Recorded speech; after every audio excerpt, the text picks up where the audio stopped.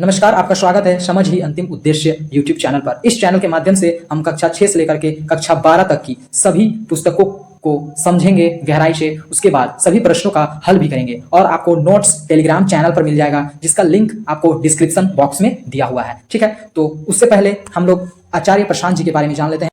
आचार्य प्रशांत जी दुनिया के सबसे ज्यादा फॉलो किए जाने वाले स्पिरिचुअल लीडर हैं। वे आईएएस, आईआईटी, आईएम, गेट जैसे टॉप एग्जाम क्लियर कर चुके हैं। इनके द्वारा करोड़ों विद्यार्थियों का जीवन बदल रहा है। उन्हें अवार्ड भी मिल चुका है एनवायरमेंट को सुरक्षा रखने के लिए। मैं एक वीडियो आपको रिकमेंड करना चाहूंगा, ऑपरेशन 2030। ये वीडियो आप अवश्य देखिएगा यदि आप अपने पृथ्वी से प्यार करते हैं तो।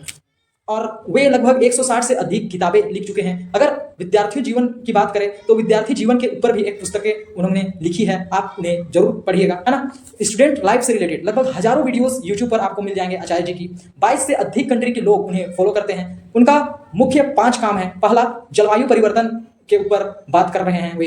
दूसरा, महिला सशक्तिकरण, जो महिलाओं के ऊपर शोषण हो रहा है उसके ऊपर बात कर रहे हैं। तीसरा, युवाओं को सही दिशा में ले जा रहे हैं। चौथा, पशु क्रूरता, बेजुबानों का जान लिया जा रहा है, उस पर काम कर रहे हैं। पांचवा, उच्चतम ग्रंथों को सरल अर्थों में घर घर तक पहुंचा रहे हैं, है ना।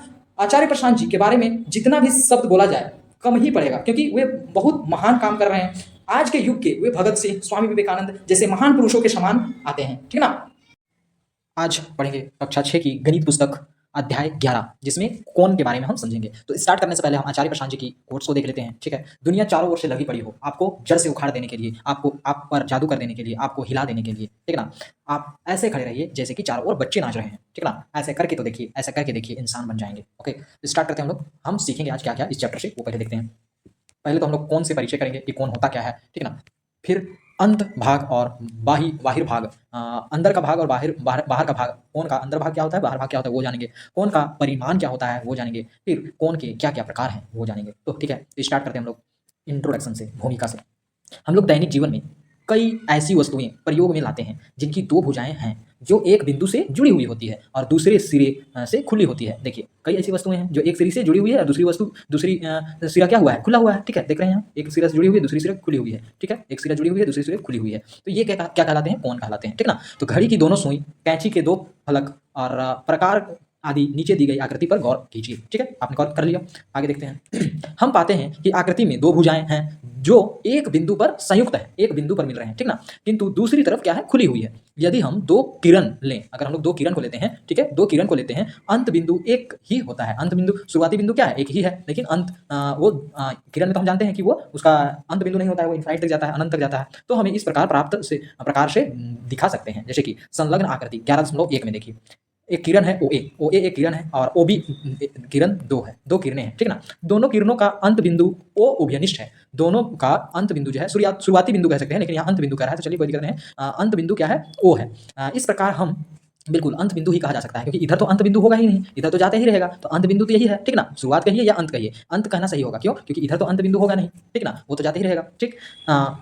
उभयनिष्ठ है, ओ उभयनिष्ठ है। इस प्रकार हम देखते हैं कि 2 किरण जिनका अंत बिंदु उभयनिष्ठ हो, 2 किरण जिसका अंत बिंदु उभयनिष्ठ, मतलब दोनों का एक ही हो, ठीक ना। उभयनिष्ठ मतलब क्या होना, दोनों का कॉमन होना, ठीक ना, कॉमन होना। उभयनिष्ठ हो, एक कोण का निर्माण करती है। यदि 2 किरण का उभयनिष्ठ बिंदु एक ही हो, ठीक ना, अंत बिंदु उभयनिष्ठ हो, अंत बिंदु क्या हो, उभयनिष्ठ हो, तो एक कोण का निर्माण करती है। कोण को बनाने वाली 2 किरणें OA और OB उसकी भुजाएं कहलाती है। और ये जो किरण 2 किरण है जिसके द्वारा कोण बन रहा है, वो किरण को क्या कहते हैं हम लोग, भुजा कहते हैं, ठीक है। आगे देखते हैं, भुजा कहते हैं। तथा उभयनिष्ठ बिंदु O कोण के शीर्ष वर्टेक्स कहलाता है। और जो उभयनिष्ठ बिंदु होता है, जो कॉमन पॉइंट होता है, वो क्या कहलाता है, शीर्ष कहलाता है, ठीक है, जिसको इंग्लिश में हम लोग क्या कहते हैं, वर्टेक्स कहते हैं, वर्टेक्स कहलाता है। संलग्न आकृति 11.2, संलग्न आकृति 11.2 में OP और OQ से बने एक कोण को दर्शाया गया है। देखिए यहाँ OP और OQ एक कोण को दर्शाया गया है, तो ये हो गया भुजा, ये भी हो गया भुजा, और ये हो गया शीर्ष, ठीक ना।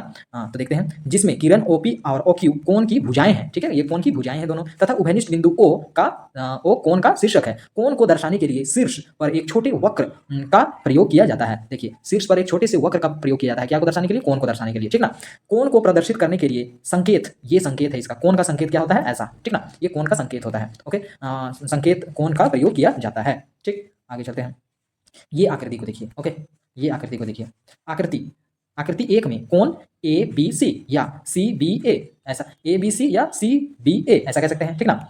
आगे से निरूपित किया गया है। कभी कभी कोण को उसके शीर्षक से भी निरूपित किया जाता है, उसके शीर्षक से भी निरूपित किया जाता है। जैसे कि यहाँ B है तो कोण B, ऐसा भी कह सकते हैं इसको हम लोग, ठीक है। यहाँ अगर ऐसा नहीं कहना चाह रहे हैं, मान के चलिए angle angle A B C या एंगल सी बी ए अगर नहीं कहना चाह रहे हैं तो आप एंगल बी भी कह सकते हैं इसको, ठीक है, क्लियर है। आगे क्या है, जैसे कोण बी या कोण बी, या तो ऐसे दर्शा सकते हैं या डायरेक्ट लिख भी सकते हैं कोण बी करके ऐसा, ठीक है, क्लियर है यहाँ तक। आगे चलते हैं, देखिए, लेकिन यदि हम आकृति 2 में देखते हैं, आकृति 2 में देखते हैं तो क्या होता है, आकृति 2 में देखते हैं तो कोण को निरूपित करने में कठिनाई होती है। यहाँ कोण को निरूपित करने में तो कठिनाई होगी क्योंकि यहाँ एक कोण है, फिर दूसरा कोण है, तीसरा कोण है, 4 कोण यहाँ बन सकता है, तो चारों कोण को तो एक से नहीं निरूपित कर सकते हैं। हम कोण बी या कोण बी से निरूपित करेंगे, बिल्कुल नहीं कर सकते हैं, ठीक ना। देखते हैं कोण बी का अर्थ यह है कोण ए बी डी, कोण ए बी सी या कोण सी बी ए हो सकता है। ऐसी स्थिति में कोण को निरूपित करने के लिए दोनों भुजाओं के उभयनिष्ठ शीर्ष को मध्य में रखकर आकृति 2 के तीनों कोणों को हम इस प्रकार निरूपित कर सकते हैं, जैसे कि कोण ए बी सी, कोण सी बी डी और कोण ए बी डी, ऐसा देख सकते हैं, कोण ए बी सी, कोण सी बी डी और कोण डी बी सी, ठीक है, क्लियर है। ए बी डी, कोण का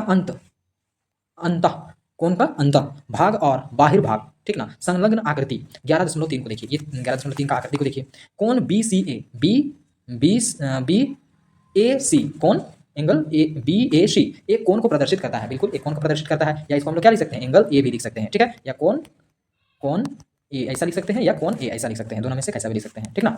अगला आगे देखते हैं कि बिंदु P कोण के अंतः भाग में स्थित है। P क्या है, कोण के अंतः भाग में, अंदर के भाग में स्थित है, तथा Q और R कोण के बाहरी भाग में स्थित है, और ये जो Q है और R जो है ये कोण के बाहरी भाग में स्थित है। तो बाहरी भाग में जो स्थित रहेगा उसको बाहर भाग, और जो अंदर कोण के अंदर भाग में रहेगा उसको क्या कह देंगे हम लोग, अंतः भाग कह देंगे, क्लियर है, आसान है।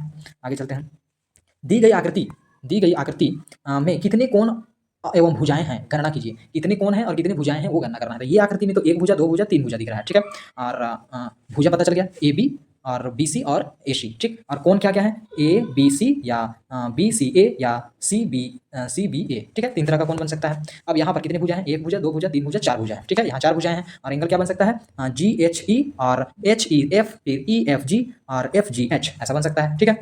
आगे चलते हैं, उदाहरण, दी गई आकृति 11.4 ही आकृति को देखिए, कितने कोण दर्शाए गए हैं, कितने कोण यहाँ दिख रहे हैं आपको, देखिए, एंगल यहाँ कह सकते हैं डी ए बी और डी सी बी, ऐसा कह सकते हैं, ठीक है ना, ऐसा कह सकते हैं, क्लियर है। तो इस तरह से यहाँ कुल कितने बनेंगे देख लीजिए, देखिए, डी ए बी हो गया एक, और एक ए बी सी हो गया, फिर बी सी डी हो गया, फिर सी डी ए हो गया, फिर एक बार उल्टा फिर चलिए, बी ए डी हो गया, फिर आपका ए डी सी हो गया, फिर डी सी ए बी हो गया, टोटल कितना बनेगा, 8 बनेगा, ठीक ना, देख पा रहे होंगे यहाँ भी लिखा हुआ है। दी गई आकृति पर ध्यान देने पर हम कुल 8 कोण प्राप्त करते हैं, ठीक, क्योंकि यहाँ इधर से 4 होगा तो उधर से भी 4 होगा, देखिए, डी ए बी, फिर ए बी सी, फिर बी सी डी, फिर सी डी ए, तो इधर से जब 4 कोण हमें प्राप्त हुआ, 1 2 3 4 कोण प्राप्त हुआ, फिर उल्टा चलेंगे, ए डी सी, फिर डी सी ए, फिर सी बी ए और बी ए डी, तो इस तरह उल्टा भी चलेंगे तो हम लोग 4 प्राप्त हो जाएगा, 4 4 8 टोटल प्राप्त हो जाएगा, ठीक ना।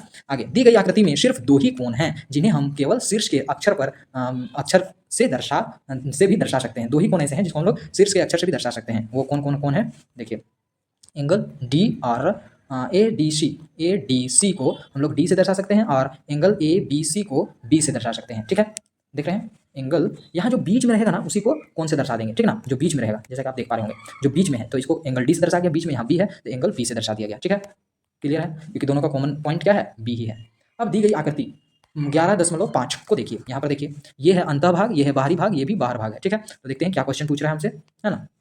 दी गई आकृति 11.5 में उन सभी बिंदुओं के नाम लिखिए जो कोण के अंतः भाग में अवस्थित है, अंदर की भाग में कौन स्थित है उसका नाम लिखना है, तो केवल सी है, तो दी गई आकृति 11.5 में सी ही एक बिंदु है जो कोण ए पी एम के अंतः भाग में स्थित है, ठीक है। आगे देखते हैं 11.1 प्रश्न वाली 11.1 बनाते हैं हम लोग। दी गई प्रत्येक आकृति में कोण का नाम दर्शाइए, तो यहाँ कोण का नाम दर्शाना है, क्या क्या कोण का नाम होगा, एक तो होगा आर पी क्यू, फिर पी क्यू आर, फिर क्या होगा क्यू आर पी, ठीक है, फिर क्या होगा आर पी क्यू, ठीक ना, फिर उल्टा कर दीजिए, पी आर क्यू, फिर आर क्यू पी, फिर क्यू पी आर, ऐसा 6 टोटल बनेगा, ठीक है। आगे इसमें क्या होगा, इसमें कितने कोण बनेंगे, कोण का नाम होगा इसमें ए डी सी, फिर डी सी बी, फिर सी बी ए, फिर बी ए डी, फिर उल्टा भी कर सकते हैं, डी ए बी सी और बी सी डी और सी डी ए, ठीक है, ऐसा हो सकता है। अगला, यहाँ कितने कोण हो सकते हैं, ए ओ बी, फिर बी ओ सी, फिर ए ओ सी, ऐसा हो सकता है, सी ओ बी, फिर आपका BOC ऐसा कह सकते हैं, ठीक ना। तो इस तरह कौन बन सकता है। दी गई आकृति में सभी कोनों का नाम लिखिए, सभी कोनों का नाम लिखना है, कोन का नाम। तो पहला कोन क्या है, कोन का नाम लिखना है AOD, AOD, ठीक है। ये कोन कितना है, अच्छा कोन नंबर दिया हुआ है उसके हिसाब से लिखना है आपको। तो नंबर 1 में कौन कौन है, नंबर 1 में ये कौन है, तो कौन सा कौन है, DO और B। तो पहला में क्या होगा, कौन DOB। फिर दूसरे में क्या है, दूसरा नंबर में ये है, तो यहाँ क्या है COB, इसमें कौन COB। और फिर तीसरे नंबर में ये है तो COA, कौन क्या होगा, कौन COA। फिर चौथे नंबर में ये है तो AOD, कौन AOD। इस तरह से होंगे, ठीक ना। या हम लोग उलट के भी लिख सकते हैं, ओके।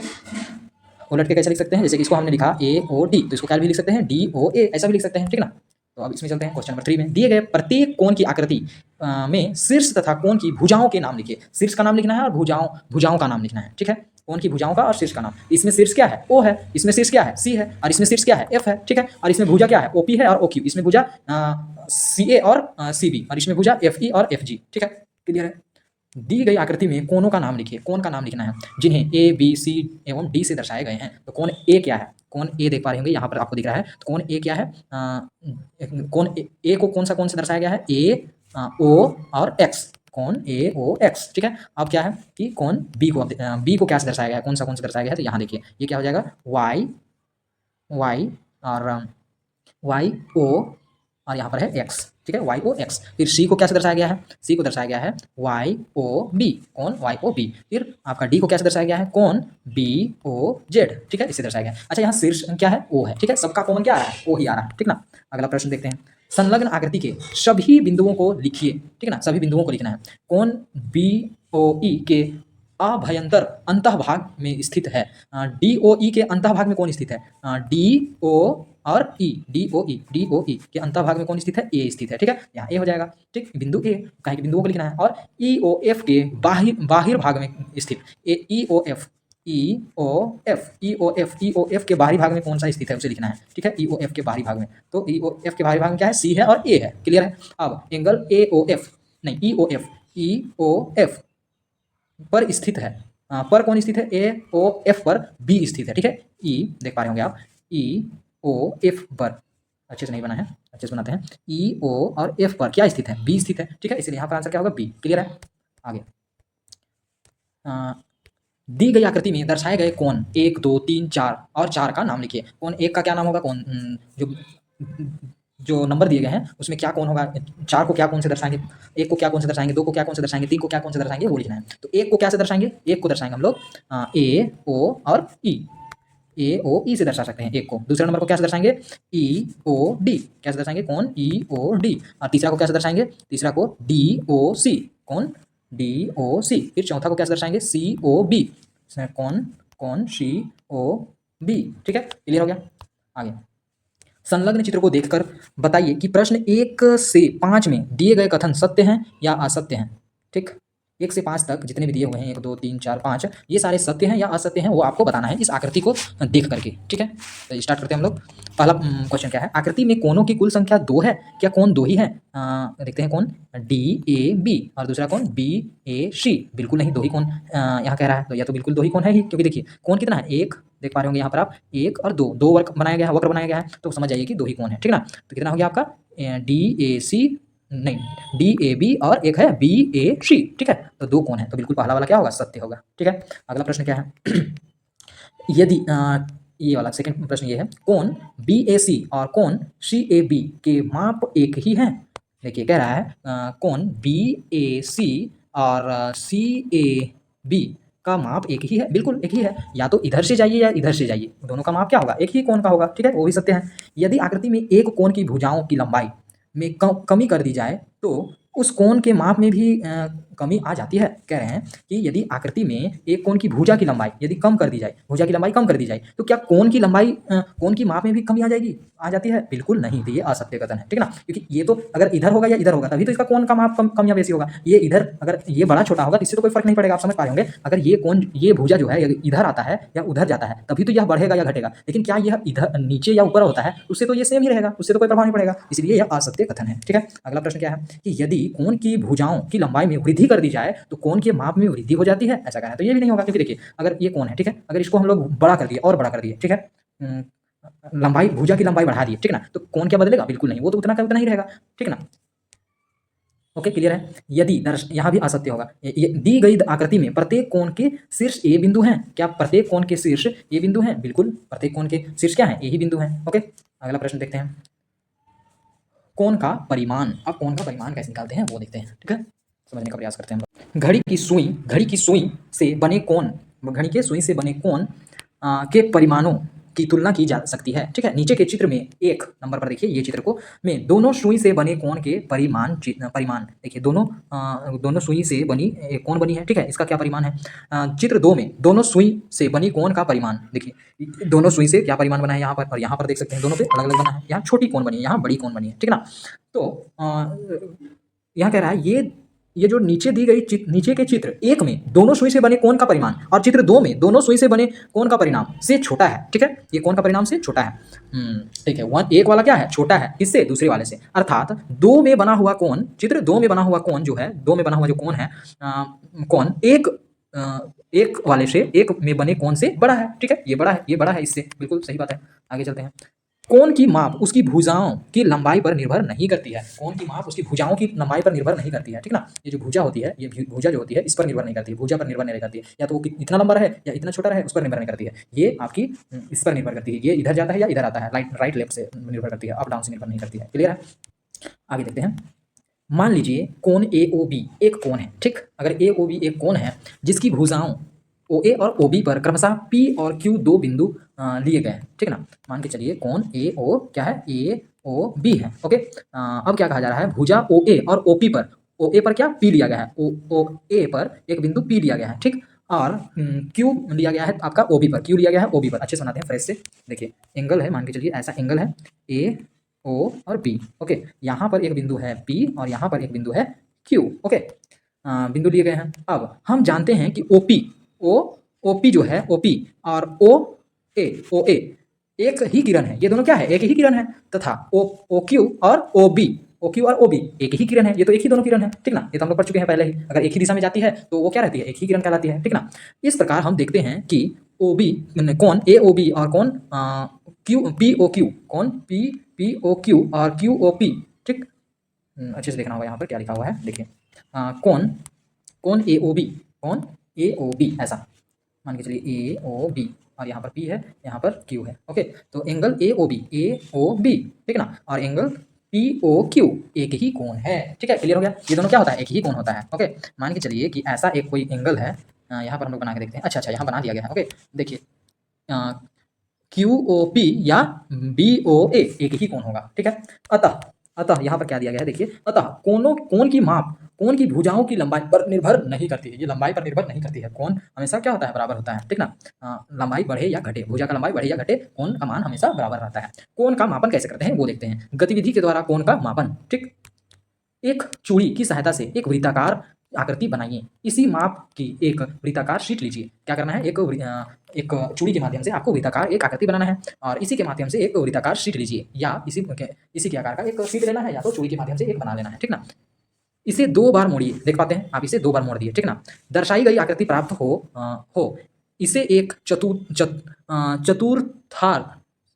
चतुर्थांश कहते हैं। इसे क्या कहते हैं? चतुर्थांश कहते हैं। ओके, क्वाड्रेंट कहते हैं। ओके, जैसे कि एक बार मोड़ने पर ये जो होता है, ये एक भाग जो होता है, ये चतुर्थांश होता है, क्वाड्रेंट कहलाता है। ओके, अब इसे खोल दीजिए। अब इसे अगर खोल देते हैं तो क्या हो जाता है? ऐसा हो जाता है। तो ये 90 डिग्री का हो गया। क्लियर है?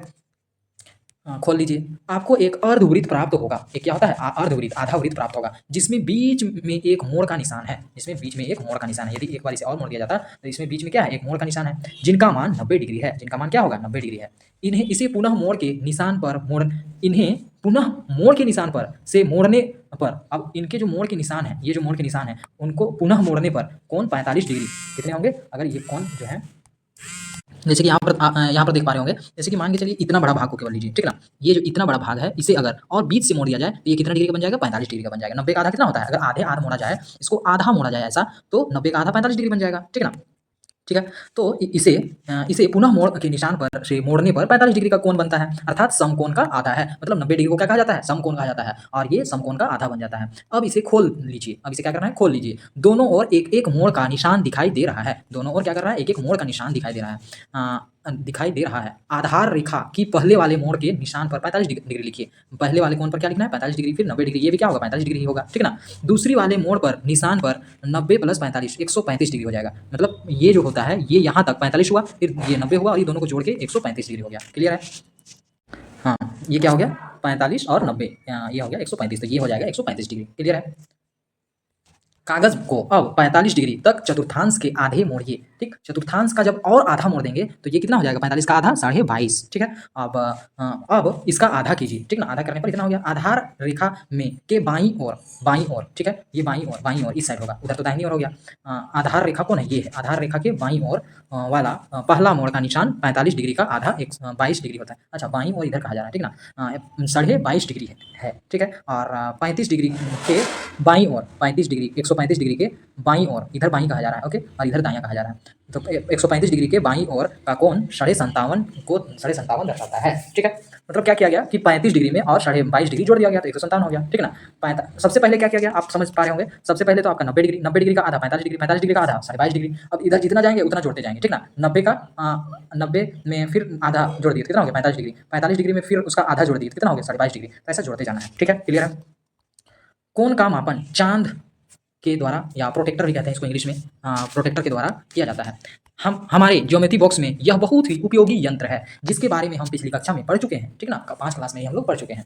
इसकी सहायता से दिए हुए कोण की माप ज्ञात की जा सकती है। इससे हम लोग कोण की माप ज्ञात कर सकते हैं, ठीक है। ओके, देखिए यहाँ से कितने कोण का बना हुआ है उस पर हम लोग, जैसे कि कोई चित्र ऐसा बना हुआ है उस पर इसे रख देंगे और यहाँ बिंदु, ये बिंदु पर इस बिंदु पर रख देंगे, ठीक है। और यहाँ देखेंगे कि यह कहाँ पर जा रहा है, उसी तरह से हम लोग इसका माप कर लेते हैं, ठीक ना।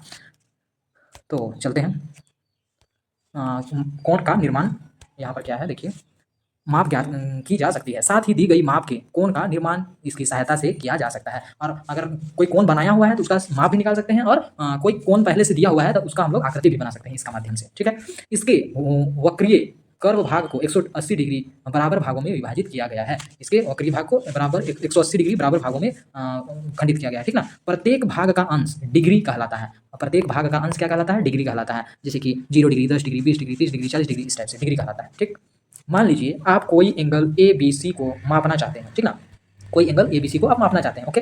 तो मान के चलिए ABC ये है, तो क्या कीजिएगा, ऐसा रख देना है, या B पर क्या करना है, ये जो चांद स्केल है, चांद स्केल जो है इसके ये वाले छोर पर रखना है B पर। अब जैसे ही यहाँ पर आप इस चांद स्केल को रखिएगा, इस बिंदु पर रखिएगा B को, तो आपको ये वाला रेखा कहाँ पर आएगा उसको दिख जाएगा। तो ये कहाँ पर आ रहा है? 40 डिग्री पर, ठीक है। तो ये कोण क्या होगा? 40 डिग्री का हो जाएगा। क्लियर है।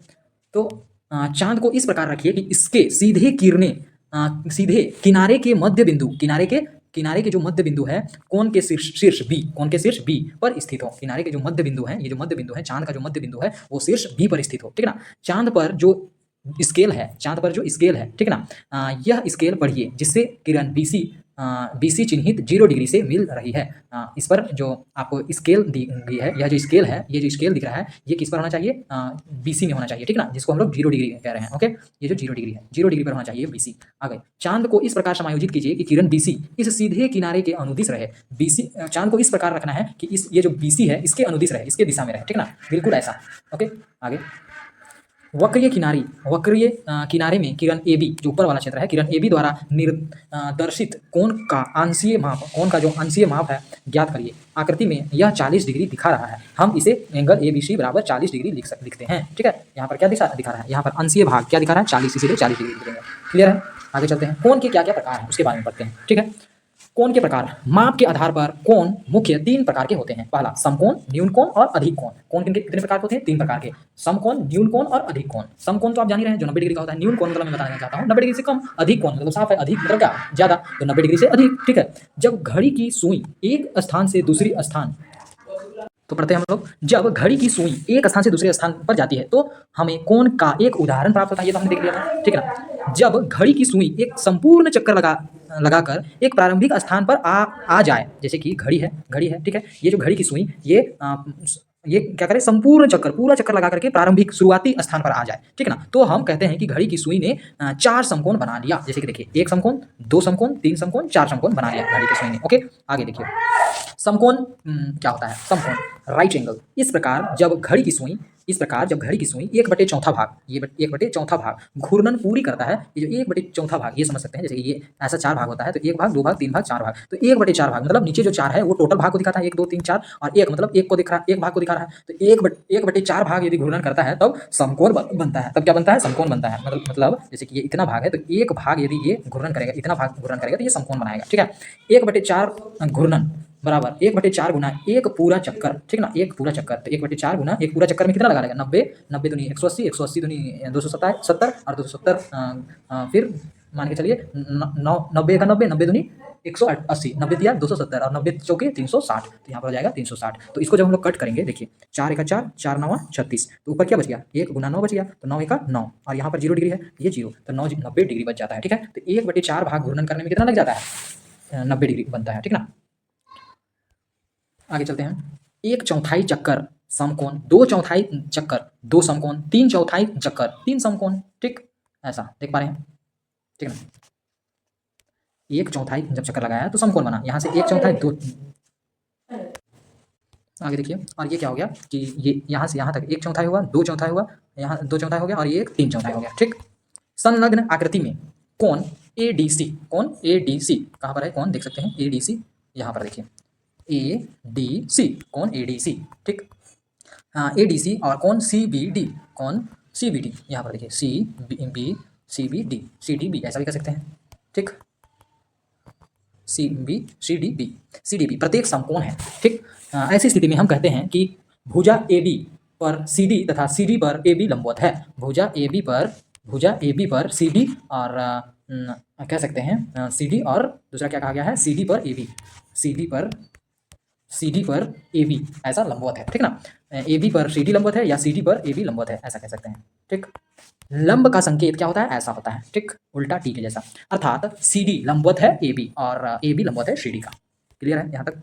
कोई दिक्कत? न्यून कोण, समकोण, एक्यूट एंगल, न्यून कोण को इंग्लिश में क्या कहते हैं? एक्यूट एंगल भी कहते हैं। जब किसी कोण का माप समकोण 90 डिग्री से छोटा हो, क्या होगा? 90 डिग्री से छोटा हो, जैसे कि ये 90 डिग्री ऐसा होता तो 90 डिग्री से छोटा हो, देख पा रहे हैं यहाँ ऐसा रहता 90 डिग्री, ऐसा रहता 90 डिग्री, लेकिन यहाँ 90 डिग्री से छोटा हो गया, ठीक है, यहाँ भी छोटा है, छोटा है। यदि 90 डिग्री से छोटा हो कोई भी कोण तो वो न्यून कोण कहलाता है, ठीक। न्यून कोण जो होता है 0 से अधिक और 90 डिग्री से छोटा होता है। दी गई आकृति में कोण ABC जो है, यहाँ देख पा रहे हैं कोण ABC 50 डिग्री है, कोण RQP 70 डिग्री है और XYZ 30 डिग्री है। कहीं 90 डिग्री दिखा आपको? नहीं, ना 90 डिग्री दिखेगा ना 0 से कम दिखेगा, ठीक है। ये 0 डिग्री और 90 डिग्री के बीच में आएगा, ठीक है, 0 डिग्री से अधिक और 90 डिग्री से छोटा। अब समझते हैं अधिक कोण के बारे में, ऑब्ट्यूज एंगल। जब किसी कोण की माप 90 डिग्री से अधिक किंतु 180 डिग्री से छोटा हो उसे अधिक कोण कहते हैं, ठीक ना। जैसे कि POQ कितना है? 120 डिग्री, 90 डिग्री से ज़्यादा है 120, लेकिन 180 डिग्री से कम भी है। और यहाँ कोण CAB ये 145 डिग्री है, तो 90 डिग्री से अधिक भी है और 180 डिग्री से कम भी है, ठीक। अब यहाँ एंगल XYZ तो 110 डिग्री है, तो 90 डिग्री से कम भी है और आपका 180 डिग्री, 90 डिग्री से ज़्यादा है और 180 डिग्री से कम है, तो बिल्कुल ये ऑब्ट्यूज एंगल है, अधिक कोण है, ठीक ना। अधिक कोण माप से 90 डिग्री से अधिक किंतु 180 डिग्री से छोटा होता है। क्लियर है यहाँ तक? दी गई आकृति में कोण POQ 120 डिग्री है, BAC ये तो हमने देख लिया, ठीक है। ये अर्थात ये तीनों कोण अधिक कोण है।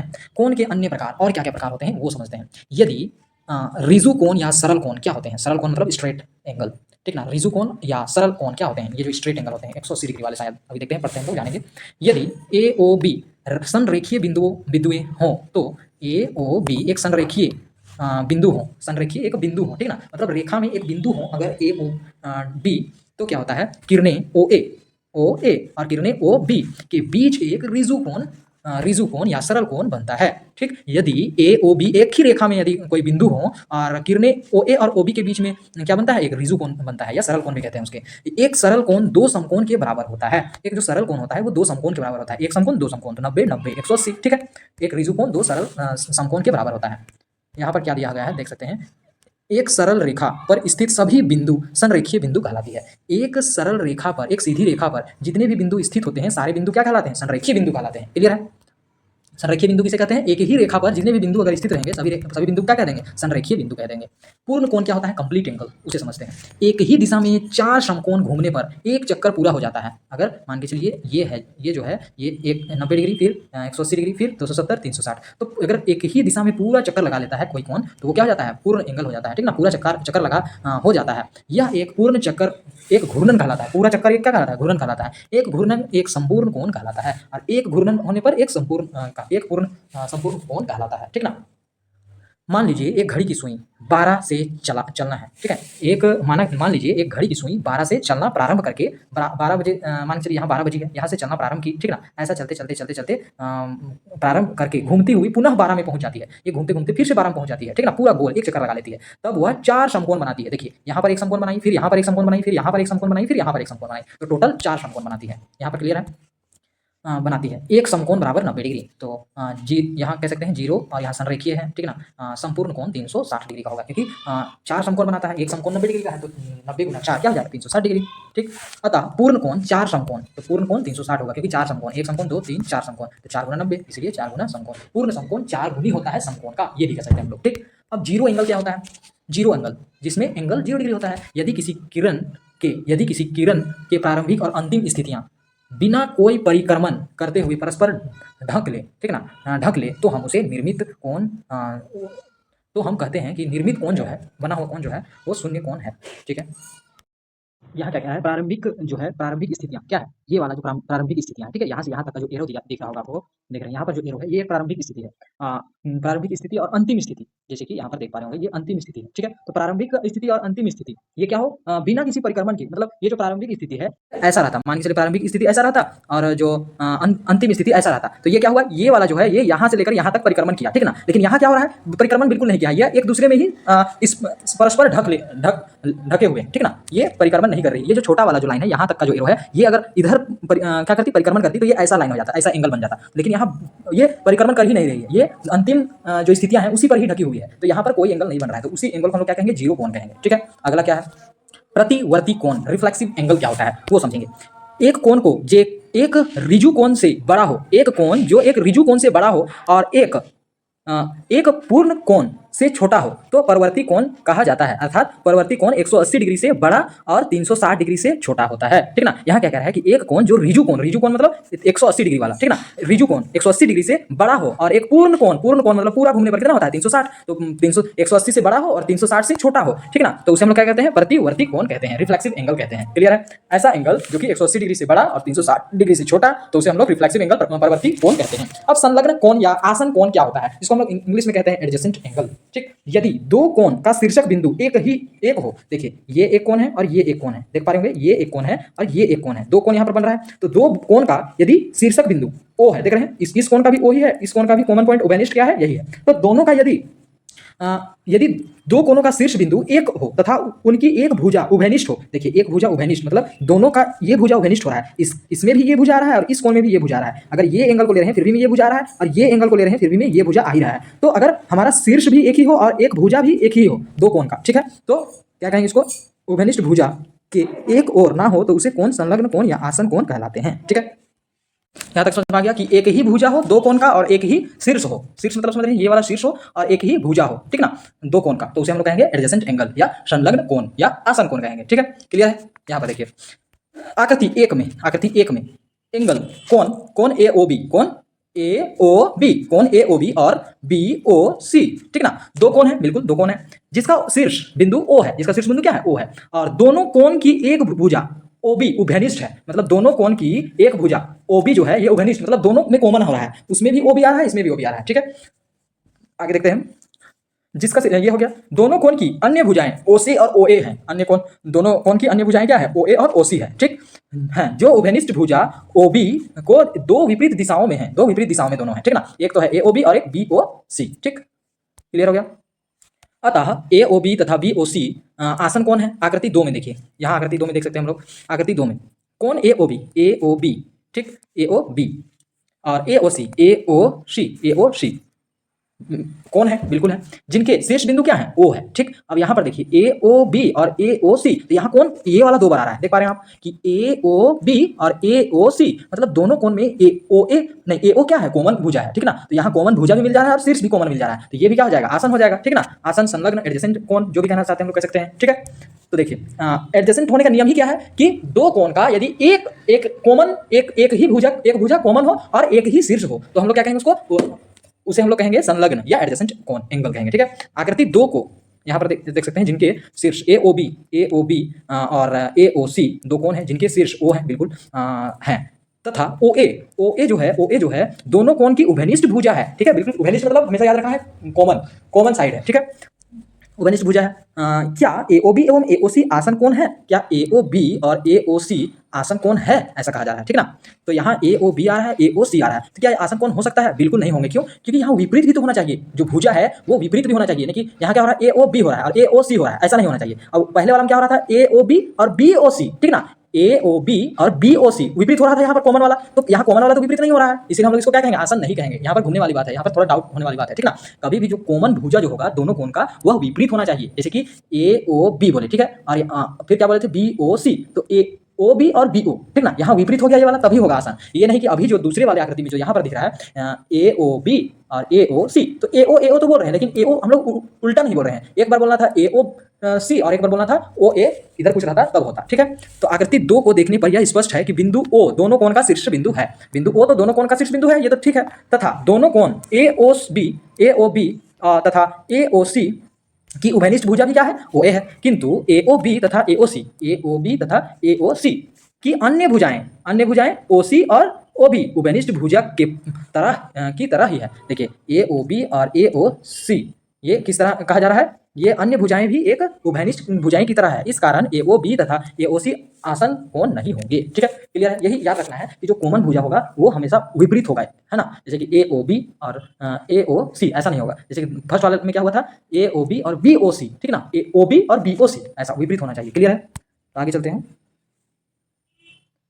याद रखिए, कोण की माप कोण की भुजाओं की लंबाई पर निर्भर नहीं करती है। कोण की जो माप होती है, मान के चलिए ये कोण है, तो ये कोण की माप इसकी लंबाई पर निर्भर नहीं करती है, ये परिक्रमण पर निर्भर करती है। अगर ज्यादा परिक्रमण करेगी तो ये ज्यादा बड़ी कोण होगी, छोटी परिक्रमण करेगी तो छोटी कोण होगी। ये परिक्रमण पर निर्भर करती है, उसकी लंबाई पर निर्भर नहीं करती है भुजा की, ठीक। दो किरणें जिनका अंत बिंदु उभयनिष्ठ हो, 2 किरण हो, ठीक है। 2 किरण हो गया, एक किरण, 2 किरण जिसकी उभयनिष्ठ बिंदु हो, दोनों का बिंदु जो हो वो एक ही हो, को कोण का निर्माण करती है। तो क्या बनता है? कोण का निर्माण करती है। उभयनिष्ठ बिंदु को कोण का शीर्ष कहलाता है। ये जो उभयनिष्ठ बिंदु होता है ये क्या कहलाता है? शीर्ष कहलाता है। ये हमने पढ़ लिया है। जो कोण शून्य से अधिक किंतु 90 डिग्री से छोटा हो, शून्य से मान के चलिए शून्य से अधिक लेकिन 90 डिग्री से छोटा, ठीक ना, 90 डिग्री से छोटा हो, तो उसे हम लोग क्या कहेंगे? न्यून कोण कहेंगे, ठीक है। अब ऋजु कोण का सरल कोण, दो समकोण, ऋजु कोण या सरल कोण किसको कहते हैं? 2 समकोण को कहते हैं, जो कि 2 समकोण में 90 + 90 कितना हो जाएगा? 180 डिग्री हो जाएगा, ठीक है। क्योंकि समकोण में कितना होता है? 90 डिग्री होता है। यहाँ तक क्लियर है? आगे चलते हैं। 0 डिग्री का कोण शून्य कोण होता है, 90 डिग्री का कोण समकोण होता है, 180 डिग्री का कोण ऋजु कोण या सरल कोण होता है, ठीक है। 360 डिग्री का कोण संपूर्ण कोण होता है। 0 डिग्री से 90 डिग्री के बीच का कोण न्यून कोण कहलाता है। 90 डिग्री से 180 डिग्री का कोण अधिक कोण कहलाता है, और वही 180 से 360 डिग्री का कोण प्रतिवर्ती कोण कहलाता है। यहाँ तक क्लियर है? तो आगे बढ़ते हैं हम लोग प्रश्नावली की तरफ। प्रश्नावली 11.2, ठीक। जहां भी आपको समझ में नहीं आता है आप कमेंट्स कीजिए, मैं आपका जवाब शॉर्ट वीडियो बना करके देने का प्रयास अवश्य करूंगा, ठीक है। तो यहाँ क्या है, क्वेश्चन नंबर पढ़ते हैं। बॉक्स में बने विभिन्न कोणों को परिमाण के आधार पर बढ़ते क्रम में सजाइए। इसको परिमाण के आधार पर क्या करना है? बढ़ते क्रम में सजाते जाना है, ठीक है ना। ये जो बॉक्स में दिए हुए हैं, तो देख सकते हैं यहाँ पर बॉक्स में जो दिया हुआ है परिमाण के अनुसार, ठीक।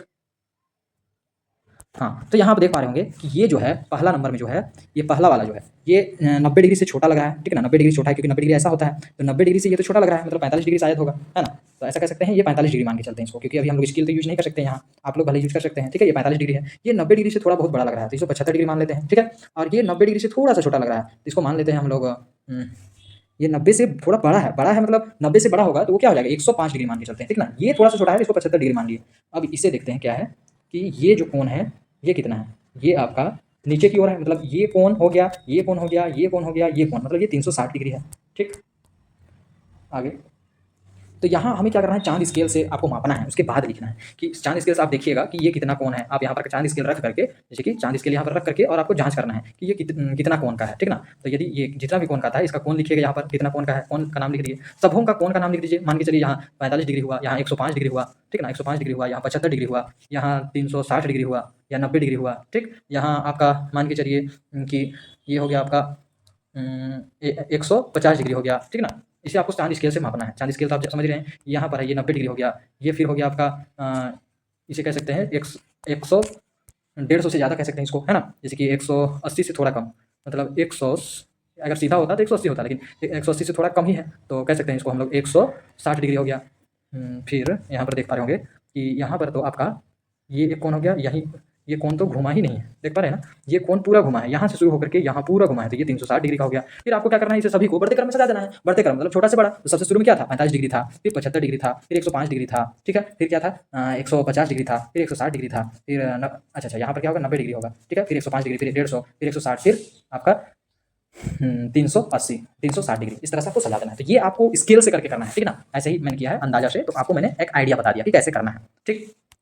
अब अगला प्रश्न देखते हैं। निम्नलिखित कोण की माप डिग्री में व्यक्त कीजिए। ये जो कोण लिखा गया है इसको आपको डिग्री में लिखना है। कितना डिग्री का होता है, समकोण कितना डिग्री का होता है, 90 डिग्री का होता है, ये तो हम लोग जानते हैं। दो समकोण कितना का हो जाएगा, 90 90 180 डिग्री का हो जाएगा। एक समकोण का आधा, एक समकोण कितना होता है 90 डिग्री, 90 डिग्री का आधा कितना हो जाएगा 45, तो यहाँ 45 डिग्री हो जाएगा। संपूर्ण कोण क्या होता है 360 डिग्री का होता है, ठीक है। आगे निम्नलिखित चित्र देखकर बताइए कि घड़ी के प्रत्येक चित्र में सुई से बने कोण कितने डिग्री के हैं। तो यहाँ भी आपको क्या करना है, चांद स्केल से ही काम करना है, लेकिन हम लोग अंदाजा एक लगाते हैं, ठीक है ना। यहाँ पर आप देख पा रहे होंगे कि ये जो बिंदु है, यहाँ बिंदु है, यहाँ पर क्या बना है, ऐसा एक बॉक्स बना हुआ है, ठीक ना। तो इसे कह सकते हैं हम लोग कि ये जो है ये इस तरह से है और इस तरह से, तभी तो ऐसा बॉक्स बनेगा, है ना। तो इसे हम लोग कह सकते हैं कि ये इसकी कोण की माप जो है ये है 90 डिग्री की, ठीक ना। ये ऐसी है, तभी तो ऐसी बनी है ना, इसलिए इसको 90 डिग्री का माप कर सकते हैं। और ये क्या है, ये यहाँ से लेकर यहाँ तक आई है, मतलब ऐसा अगर रहता तो यहाँ से 90 होता और यहाँ से यहाँ तक 90 होता, तो 90 90 180 डिग्री का हो गया, ठीक है। और यहाँ पर देखिए, यहाँ से यहाँ तक आई है, ओके। तो कैसे हुआ है देखिए, अगर ऐसा रहता हमारा, ऐसा रहता तो ये यहाँ से यहाँ आती तो 90 डिग्री होता। फिर अगर ऐसा रहता तो यहाँ से यहाँ 90 और 90 180 डिग्री, फिर यहाँ आती तो 180 और फिर 90 कितना हो जाएगा 270 डिग्री, ठीक है। तो ये 270 डिग्री हो गया। अब यहाँ पर देखिए, यहाँ पर यहाँ से शुरू होकर के फिर ऐसा जाकर के पूर्ण कोण बन रहा है, मतलब 360 डिग्री का बन रहा है, ठीक है, क्लियर है।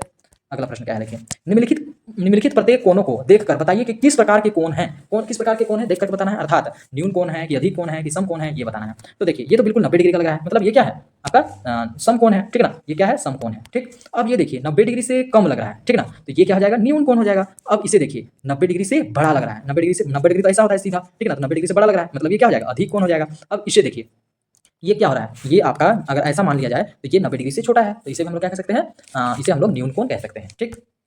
आगे इसे देखिए, ऐसा है, तो ये कितना, अगर ऐसा माना जाए, जैसे कि देखिए हिसाब से मैं बना रहा हूँ, अगर यहाँ एक कोण होता और ऐसा अगर मापा जाता तो ये जरूर 90 डिग्री अगर यहाँ तक होता तो 90 डिग्री से अधिक है, मतलब ये क्या हो जाएगा, अधिक कोण हो जाएगा, ठीक। अब यहाँ पर देखिए बिल्कुल 90 डिग्री है, इसलिए सम कोण हो जाएगा। अब यहाँ पर देखिए, अगर इसको ऐसा माना जाए और या इसको ऐसा माना जाए और ऐसा माना जाए, तो अगर ऐसा सीधा होगा तो ये बड़ा ही है 90 डिग्री से, जैसा कि आप देख पा रहे हैं। अगर इसको पूरा लाइन खींच दिया जाए, ठीक है, और यहाँ इसको है, और अगर 90 डिग्री बनाना होगा तो हमें तो ऐसा सीधा रहना होगा, तो ये सीधा से तो बड़ा ही है, इधर आया है तो, ठीक है ना, इसलिए ये क्या होगा 90 डिग्री से बड़ा है, मतलब अधिक कोण है, ओके। अब इसे देखिए, अगर ऐसा किया जाए तो ऐसा अगर सीधा हम लोग लंबवत खींचते हैं तो 90 डिग्री का हो जाता है, ठीक। ये तो 90 डिग्री से कम ही है, मतलब ये भी क्या हो जाएगा, न्यून कोण हो जाएगा, क्लियर है।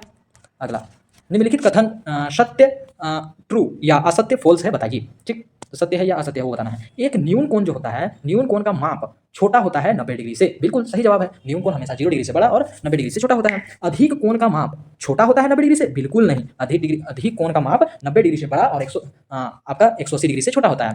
परवर्ती कोण जो है का माप 180 डिग्री से बड़ा है, बिल्कुल 180 डिग्री से बड़ा होता है, ये ट्रू हो जाएगा। और 360 डिग्री से छोटा होता है, ठीक ना। अगला प्रश्न क्या है, एक संपूर्ण घूर्णन का माप 360 डिग्री होता है, बिल्कुल होता है, ठीक है। एक समकोण 180 होता है, बिल्कुल नहीं। दो समकोण होता है 180, ये फॉल्स हो जाएगा, क्लियर है। अब रिक्त स्थान को भरना है। वह कोण जिसका माप एक समकोण है माप से कम है, देखिए वह कोण जिसका माप एक समकोण से, समकोण मतलब 90 डिग्री से समकोण के माप से कम है, मतलब 90 डिग्री से कम है, तो उसको क्या कहते हैं हम लोग, न्यून कोण कहते हैं। क्या कहते हैं, न्यून कोण, ठीक है। सारा आप समझ पा रहे होंगे। वह कोण जिसका माप समकोण के माप से अधिक है, समकोण के माप से मतलब 90 डिग्री से अधिक है, तो उसको क्या कह देंगे, अधिक कोण कह देंगे। वह कोण जिसका माप दो समकोण के योग के बराबर है, तो उसको हम लोग क्या कहेंगे, रिजु कोण, ठीक ना, या सरल कोण, ऐसा कह सकते हैं, ठीक। अगला प्रश्न क्या है, यदि दो किरणों के मापों का योग समकोण के माप के बराबर है। यदि दो किरण है, मान के चलिए दो किरण है, उन दो किरणों के जो माप है, माप का जो योग है, दो किरण है, ठीक।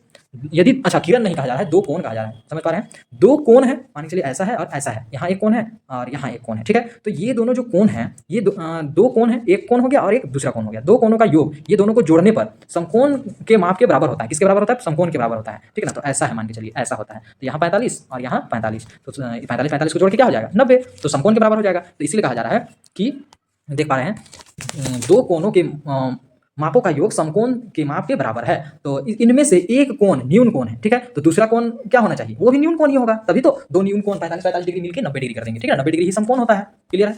अगला प्रश्न क्या है? यदि दो कोणों के योग, यदि दो कोण है, मान के चलिए दो कोण है, एक दो कोणों का माप एक रिजु कोण है। रिजु कोण ऐसा होता है, ठीक। दो कोणों का माप जो है वो यहाँ से यहाँ तक, ये एक कोण है मान के चलिए, और यहाँ से यहाँ तक ये एक कोण है और ये एक कोण है। दोनों कोणों का माप जो है, दोनों कोणों का जो माप है, एक कोण यहाँ पर है, एक कोण यहाँ पर है, ठीक ना। अगर 90 डिग्री को जोड़ते हैं और ये 90 डिग्री को जोड़ते हैं तो 90 90 180 डिग्री, 180 डिग्री को क्या कहते हैं हम लोग? रिजु कोण कहते हैं, ठीक है। तो दो कोणों का माप मतलब 90 90 कितना जाता है? 180 रिजु कोण के माप के बराबर है। और इनमें एक कोण न्यून कोण है। कह रहा है क्या? एक कोण न्यून कोण है, मतलब ये 90 डिग्री का नहीं बनेगा। समझ पा रहे हैं ना? ये एक जो पहला कोण न्यून कोण कह रहा है, न्यून कोण क्या होता है? 90 डिग्री से कम होता है। और हमें बनाना क्या है? रिजु कोण बनाना है, ठीक। तो एक बना देते हैं हम 90 से कम, ठीक है। एक बना दिए 90 से कम, ओके। एक 90 से कम बन गया और एक हो गया आपका 90 से ज़्यादा हो जाएगा, जैसे कि ऐसा बन जाएगा। ये है और ये है, ठीक। ये एक कोण हो गया और यहाँ से यहाँ तक एक कोण हो गया। तो ये एक कोण और ये एक कोण दोनों मिलकर कितने हो गए? 180 डिग्री, ओके। तो एक कोण न्यून कोण है तो दूसरा कोण क्या होगा? 90 से अधिक ही होगा। देखिए 90 से अधिक ही है, तो 90 से अधिक है तो वो क्या हो जाएगा? अधिक कोण होगा। तो एक कोण न्यून कोण है तो दूसरा कोण अधिक कोण होगा। क्लियर है? आगे नीचे दी गई आकृति में प्रत्येक कोण का माप ज्ञात कीजिए। इन सभी कोणों का आपको माप ज्ञात करना है। पहले देखकर आकलन कीजिए, फिर चांद से मापिए। पहले देख करके सोचना है, फिर चांद से मापना है, ठीक है ना। तो यहाँ पर आप देख पा रहे होंगे कि ये अगर ऐसा किया जाए, ऐसा किया जाए तो ये 90 डिग्री है, ठीक है। तो ये ठीक 90 डिग्री का आधा लग रहा है, मतलब ये 45 डिग्री है एक अंदाजा से, लेकिन स्केल से करके देखेंगे हम लोग, ठीक है। अब इसे देखिए, अगर 90 डिग्री ऐसा सीधा होता है तो ये 90 डिग्री से थोड़ा बड़ा लग रहा है, मतलब कह सकते हैं कि ये 100 डिग्री है लगभग, ठीक है ना। तो ये 100 डिग्री का है। अब ये देखिए बिल्कुल 90 डिग्री का लग रहा है ना। तो ये 90 डिग्री का लग रहा है, तो उसको हम लोग कह सकते हैं क्या कि उसको हम लोग समकोण कह सकते हैं, ओके। देख सकते हैं, रुकिए, कहाँ पर थे हम लोग? हाँ यहाँ पर थे, ठीक है।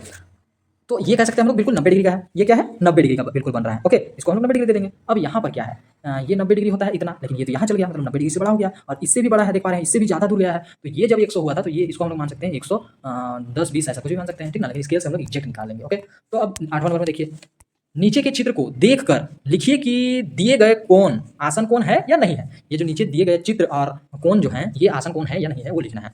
तो पहला क्या है? POQ, POQ, POQ और क्या है? QOR, QOR, POQ और QOR, मतलब POQ, OQ और OQR ये विपरीत हो रहा है, मतलब ये क्या होगा? आसन कोण होगा, ठीक है ना। तो पहला वाला है, ओके, यस हो गया। दूसरा को देखते हैं आप, POR, POR, फिर QOR, बिल्कुल ये तो समान ये है, लेकिन OR हो रहा है दोनों बार में। OR और RO होता तब इसे हम लोग मानते हैं आसन कोण। तो ये क्या है? आसन कोण नहीं है, दूसरा वाला। तीसरा को देखते हैं, POR, POR, ठीक, और POQ, तो POR और POQ, ठीक ना। तो PO दो बार आ रहा है, POR और POQ, लेकिन PO आ रहा है, OP और PO दो ऐसा विपरीत आता भुजा, तभी हम लोग आसन मानते हैं। तो पहला केवल आसन है और दोनों आसन नहीं है, ठीक है। क्लियर हो गया? आगे चलते हैं। संलग्न आकृति में कौन कौन से कौन आसन कौन है? ये जो आकृति है इसमें कौन कौन से आसन कौन है वो लिखना है, ओके। तो देख सकते हैं, अगर इसे हम लोग कहा जाए AOB, ठीक, और BOC, ये दोनों क्या है? आसन कौन है? कौन AOB और कौन BOC, ठीक। क्योंकि AOB और BOC दोनों का भुजा कौन कॉमन भुजा है? OB भुजा कॉमन है। और ये विपरीत भी हो रहा है, क्योंकि पहली कौन में देखिए क्या हो रहा है? AOB और BOA, मतलब OB और BO दोनों हो रहा है, विपरीत हो रहा है। तो ये आसन कौन हो जाएगा?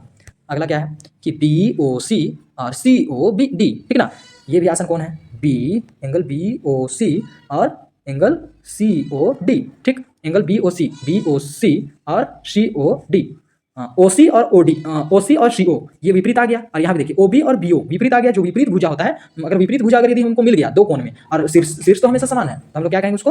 उसको कह सकते हैं हम लोग आसन कोण कह सकते हैं, ओके। तो ये भी क्या हो जाएगा? आसन कोण हो जाएगा। अगला क्या है? अगला है हमारा COD और क्या कह सकते हैं? AOC और BOD ऐसा कह सकते हैं। अब आई थिंक यही केवल आसन कोण है, बाकी नहीं है, ठीक है ना। बाकी आसन कोण नहीं बनेंगे, ओके। अगला निम्नलिखित माप के कोण किस प्रकार के कोण हैं। अब ये जो कोण के माप दिए गए हैं ये किस प्रकार के कोण होंगे, न्यून कोण होंगे, अधिक कोण होंगे, आपके प्रतिवर्ती कोण होंगे या शून्य कोण होंगे, ठीक ना, ये आपको लिखना है। पूर्ण कोण होंगे या ऋजु कोण होंगे, ये सब लिखना है, ठीक। तो पहला में देखिए 64 डिग्री है, ओके 64 डिग्री है, तो ये कितना है, 90 डिग्री से कम है। तो 90 डिग्री से कम क्या होता है, न्यून कोण होता है। ये 130 है, 90 डिग्री से अधिक है, तो 90 डिग्री से अधिक है, और 180 से कम भी है, मतलब ये अधिक कोण होगा। और ये 75 डिग्री है, मतलब 90 डिग्री से कम है, तो न्यून कोण होगा। 100 डिग्री है, मतलब 90 डिग्री से अधिक है, इसलिए अधिक कोण होगा। क्लियर है। नीचे के प्रत्येक आकृति में कोण ए बी सी किस प्रकार के कोण हैं। ए बी सी किस प्रकार के कोण हैं कहा जा रहा है। नीचे के प्रत्येक आकृति में कोण ए बी सी किस प्रकार के कोण हैं।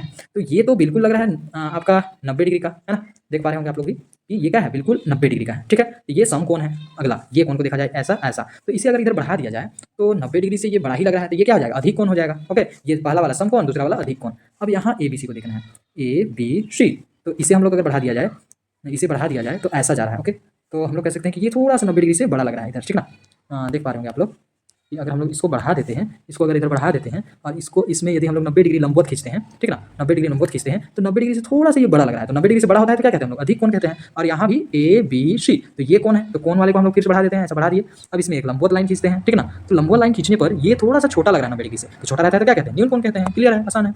ओके, अब परियोजना कार्य क्या क्या मिलता है देखिए। एक चार्ट पेपर पर क्या करना है, एक चार्ट पेपर पर माचिस की तिल्लियों को चिपका कर, माचिस की तिल्लियों को चिपका करके, माचिस का तिल्ली जो होता है ऐसा गोल सा और ऐसा होता है, जो तिल्ली होता है उसको एक चार्ट पेपर पर चिपका करके, है ना, चार्ट पेपर पर चिपका कर विभिन्न माप के कोण बनाइए। विभिन्न माप के कोण बनाना है, जैसे कि एक माचिस का तिल्ली यहाँ हो गया, एक माचिस का तिल्ली ऐसा हो गया, एक माचिस का तिल्ली ऐसा हो गया, एक माचिस का तिल्ली ऐसा हो गया। इस तरह से आपको एक माचिस का तिल्ली ऐसा हो गया, एक माचिस का तिल्ली ऐसा हो गया, तो अलग अलग कोण बनाना है। ओके, आगे देखते हैं। तथा चांद से माप कर उसके सामने कोण के प्रकार भी लिखना है, और कौन सा प्रकार है उसको भी लिखना है। यदि 90 डिग्री से बड़ा हो जाता है तो अधिक कोण है, 90 डिग्री छोटा हो जाता है तो सम कोण है। यदि 0 डिग्री का है तो शून्य कोण है, ठीक ना। अगर 180 डिग्री से बड़ा और 360 डिग्री से कम है तो प्रतिवर्ती कोण है। इस सबसे लिखना भी है, ठीक है। अपने आसपास के न्यून कोण, अधिक कोण, सरल कोण और सम कोण के 5-5 उदाहरण को की सूची तैयार कीजिए। आपके आसपास जो भी दिख रहे हैं सामान, वो समकोण में कौन कौन से सामान है वो देखना है आपको, कौन कौन से न्यून कोण में कौन सामान है उसको देखना है। मतलब जिसकी जो एंगल है वो न्यून कोण में 90 डिग्री से कम, अधिक कोण में 90 डिग्री से अधिक, सरल कोण में आप कह सकते हैं 180 डिग्री, और सम कोण में 90 डिग्री में जो सामान आपको दिख रहा है उस सामानों का आपका नाम लिखना है, ठीक है। कागज मोड़कर क्या करना है आपको, 90 डिग्री, 30 डिग्री, 60 डिग्री, 120 डिग्री और 180 डिग्री, 45 डिग्री, 150 डिग्री आदि का कोण बनाइए और चार्ट पेपर पर चिपकाइए। कागज को क्या करना है, मोड़ करके बनाना है। ओके, 90 डिग्री का बनाना है, 30 डिग्री का बनाना है, ये सब डिग्री का बनाना है। एक चार्ट पेपर पर कोण के परिमाण, कोण का परिमाण जैसे कि जो डिग्री होता है वो को बढ़ते क्रम में न्यून कोण, प्रतिवर्ती कोण और अधिक कोण, शून्य कोण, सरल कोण एवं सम कोण की आकृति बनाइए। तो क्या होगा, सबसे पहले क्या होगा, सबसे पहले तो हमारा शून्य कोण होगा, ठीक है, शून्य कोण होगा। फिर क्या होगा, फिर हमारा न्यून कोण होगा, ठीक है ना, न्यून कोण मान के चलिए 45 डिग्री हो गया। फिर क्या होगा, हमारा सम कोण होगा, ठीक है, फिर सम कोण होगा 90 डिग्री, फिर सरल कोण होगा 180 डिग्री, फिर क्या होगा हमारा प्रतिवर्ती कोण होगा। ओके, प्रतिवर्ती कोण मतलब 180 डिग्री से बड़ा, मतलब मान चलिए 270 डिग्री और 360 डिग्री से कम होना चाहिए, लेकिन ठीक है, तो 270 डिग्री मान लिए। और पूर्ण कोण तो नहीं दिया है, तो यही हो जाएगा हमारा, क्या हो जाएगा, यही हमारा ये बढ़ते क्रम में हमारा हो जाएगा, ठीक है, बढ़ते क्रम में इसका परिणाम हो जाएगा। और इसका आकृति बना देना है। 0 डिग्री का कैसा बनेगा, आकृति कैसा बनता है, ऐसा बनता है, ठीक है, ऐसा ऐसा एक ही बिंदु पर होते हैं जो, ठीक है ना। तो 0 डिग्री का कैसा बनेगा, 45 डिग्री का कैसा बनेगा वो बना देना है, ठीक। 90 डिग्री का कैसा बनेगा वो बना देना है, 180 डिग्री का कैसा बनेगा वो बना देना है, फिर 270 डिग्री का कैसा बनेगा वो बना देना है। ओके, ऐसा 270 डिग्री का कैसा बनेगा वो बना देना है, ठीक। आकृति भी बनाना है और आपका माप भी लिखना है, परिणाम भी लिखना है, ठीक है ना। यदि आपको चाहिए बेहतर जीवन, यदि आपको लिखनी है नई कहानी, तो आचार्य प्रशांत जी की शिक्षाओं से जुड़िए। यदि घिसी पिटी जीवन, यही जो जीवन जी रहे हैं लोग, वही पढ़ाई करना, शादी करना, बच्चे करना, बस खत्म जीवन, ये नहीं करना है, कुछ अलग करना है जीवन में, कुछ लिखनी है नई कहानी, तो आइए आचार्य प्रशांत जी की शिक्षाओं से जुड़िए। आचार्य प्रशांत जी का ऐप डाउनलोड कीजिए, उसके थ्रू से आप जुड़ सकते हैं। और यदि कुछ भी समस्या आती है तो आप इस नंबर पर व्हाट्सअप कर सकते हैं, मैं आपका हेल्प करूँगा, ठीक है, कभी भी। ओके, नमस्कार। यदि आपको इस वीडियो से हेल्प हुआ है तो मैं आप लोगों को एक काम दे रहा हूं, उस काम को आप अवश्य ही पूरा कीजिएगा। आप देख पा रहे होंगे कि आपको वीडियो के नीचे मोर करके लिखा हुआ दिख रहा होगा, मोर करके, उस मोर पर आप क्लिक कीजिएगा, आपको डिस्क्रिप्शन पेज खुल जाएगा, ठीक है। डिस्क्रिप्शन पेज में फिर से आपको मोर लिखा हुआ दिखेगा, मोर पर फिर से आप क्लिक कीजिएगा, ठीक है ना, तो आपका डिस्क्रिप्शन ओपन हो जाएगा। आप नीचे की ओर स्क्रॉल करते हैं, आप देख पा रहे हैं कि क्लाइमेट चेंज बाय आचार्य प्रशांत जी, इस वीडियोज़ को अवश्य ही आप देखिएगा। क्लाइमेट चेंज के ऊपर आचार्य जी की वीडियो है, ये आज का सबसे बड़ा मुद्दा निकल चुका है। यदि आप अपने घर वालों से प्यार करते हैं, यदि आप अपने गाँव वालों से प्यार करते हैं, यदि आप अपने शहर से, अपने राज्य से, अपने देश से प्रेम करते हैं, अपने विश्व से, अपनी पृथ्वी से यदि आप प्रेम करते हैं, तो ये वीडियो को आप अवश्य ही शेयर कीजिएगा। आचार्य जी की जो वीडियो है क्लाइमेट चेंज का समाधान, ये वीडियो को आप देखिए, समझिए, ज़्यादा से ज़्यादा लोगों तक शेयर कीजिए, क्योंकि अगर आप अपने देश के लिए कुछ काम करना चाहते हैं, कुछ अपना स्वधर्म निभाना चाहते हैं, तो ये वीडियो को ज़्यादा से ज़्यादा लोगों तक शेयर कीजिए, क्योंकि सबसे बड़ा मुद्दा बन चुका है अभी क्लाइमेट चेंज। क्योंकि 365 में से ऐसा कोई भी दिन नहीं है जिस दिन हमारा क्लाइमेट ठीक है ना। और सबसे बड़ा नुकसान जानवरों को हो रहा है और गरीब तबके के लोगों को हो रहा है, ठीक है, जो कि इसके लिए वे जिम्मेवार भी नहीं है। जिम्मेवार तो वो अमीर लोग हैं जो ज़्यादा से ज़्यादा कार्बन फुटप्रिंट छोड़ रहे हैं और पृथ्वी को नुकसान पहुंचा रहे हैं, ठीक है।